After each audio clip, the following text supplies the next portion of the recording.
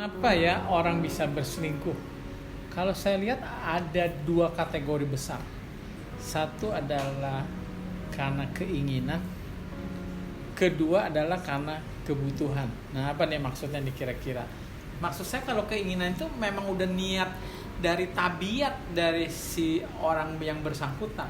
Tapi kalau kita bicara kebutuhan itu karena adanya kekosongan, gitu. Nah, kita mau bicara yang mana dulu nih? Ini kalau orang ibaratnya berselingkuh karena keinginan, itu pasti karena memang dia punya lifestyle ya, kebiasaan, apa yang dia baca, apa yang dia lihat, pergaulannya, semua itu akan membentuk dirinya. Jadi memang itu udah dirinya begitu, orangnya memang suka berselingkuh, betul ya. Tapi kalau yang kedua itu adalah sebetulnya tidak ada rencana untuk berselingkuh, tetapi karena mungkin kurang harmonis di dalam rumah tangga. Tapi ini juga jangan dijadikan alasan, yang biasa dipakai alasan oleh semua orang yang berselingkuh ya, menyalahkan pihak yang lain gitu.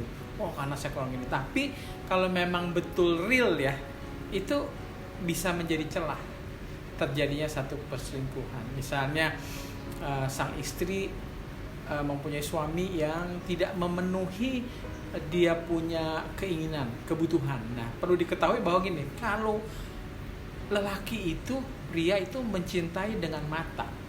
Jadi yang perlu dipenuhi adalah matanya. Dia melihat cantik istri. Tapi kalau wanita, sebenarnya kebutuhannya adalah kasih sayang, perhatian, pengertian, dan segala macam deh. Seperti itu, karena dia mencintai lebih dengan telinga.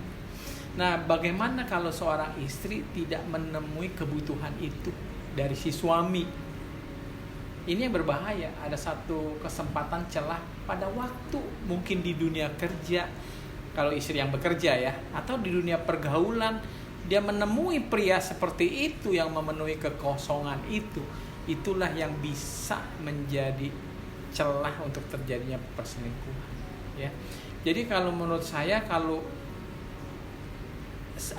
alasan perselingkuhan karena kekosongan ini, itu sebenarnya kerjasama dua pihak gitu, untuk bisa mencegahnya ya. Jadi saya rasa suami perlu belajar bagaimana sebetulnya sebagai seorang suami terhadap istri.